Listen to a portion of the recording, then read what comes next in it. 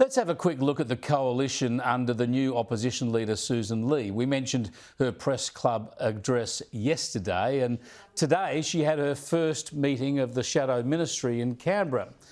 I've got to say, so far the Liberals have been too focused on talking about themselves. So let's be honest and upfront about last month's election.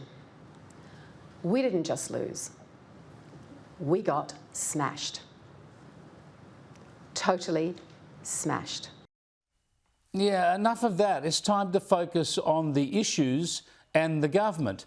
And given the historic events unfolding in foreign affairs in the Middle East and with the US alliance, the coalition has been way too far out of the picture. I mean, Labor has been woeful. Anthony Albanese and Penny Wong have failed to take a strong stand against anti-Semitism at home. They've failed to support Israel. They've failed to condemn Iran. They've failed even to offer diplomatic support for our alliance partner, the United States. Given this situation, the opposition should be all over them on these issues, criticising the government and offering the sensible alternative. But the Shadow Foreign Affairs Minister, Michaelia Cash, has been almost invisible, and Lee herself has been wishy-washy, as she was today. We've pushed the government to step up, to engage more seriously with our most important ally, the US, to give us clear assurances on AUKUS and tariffs. So thank you for prosecuting that case. We've called for clarity and leadership on the threat of a nuclear-armed Iran, and that threat remains very strong and very live today, as so many of you know. Called for Labor to engage more with the US on AUKUS and called for clarity on Iran?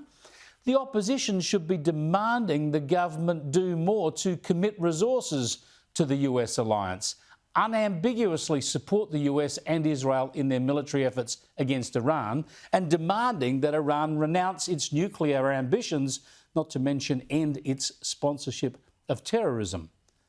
Take a stand. I mean, that's why the coalition failed at the election. No one can remember them taking a clear stand on anything.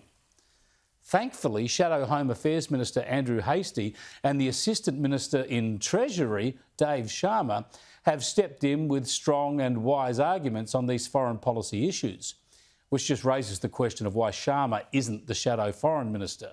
The opposition needs someone in that job who knows the issues and has a clear sense of where Australia should stand. Anyway, on domestic issues, the biggest noise we've heard from the coalition is whinging about losing some of their staffing allocation after the election.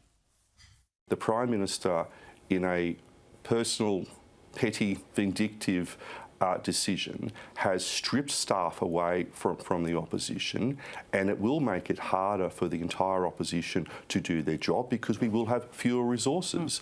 That goes without saying. Really? Every MP gets a staff of at least 5 people. That's more than they need for starters. And on top of that, the opposition gets 80 staff members for shadow ministers.